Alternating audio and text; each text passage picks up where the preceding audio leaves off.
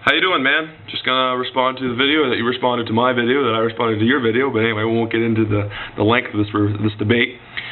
First of all, you started off with senators. Yes, the purpose of the Senate, as we know, is to be used as a sober house of second thought, but at the same time, them being responsible to no one is impartial the problem with it. That is because they're responsible to no one, some senators feel that it's not necessary to ever show up. There are senators who haven't been there this year that I'm pretty sure if that information is correct. Regardless, there are senators who just don't bother to show up. And they're still getting paid this uber amount of money, $150,000 a year, plus incentives, stuff like that. It just gets ridiculous. Something's got to be changed. So if we could somehow eliminate this problem by making them responsible to someone, I think that it would help a lot. Alberta already elects senators, even though it's not really, I guess it's not really used as any kind of outcome, but they still elect them, and the government can still look at it and use that information to a point. But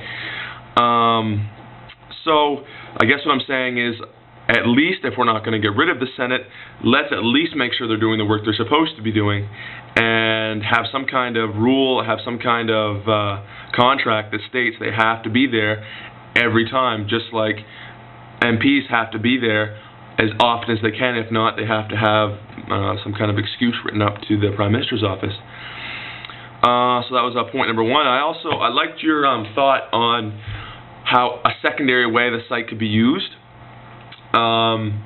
I guess if things weren't going to be taken so radically, it would be great if it could still be used that way, as in what you were saying about having it as just purely information, and polling, I think, is what you're trying to get at, as a polling issue where people could get on there and just, like, make it easy to get on there, voter registration, so we could actually break it down, like you said, and get into the ridings and see where votes are coming from what, and get at the bare issues, and have the MPs know what their constituents actually think.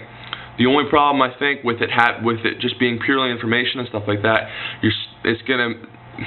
you're not going to get a very good poll, because people aren't just going to take the time, because it really doesn't have any bearing necessarily on what they're deciding. So again, I like the idea, tweaked a little bit maybe around, it could work even better.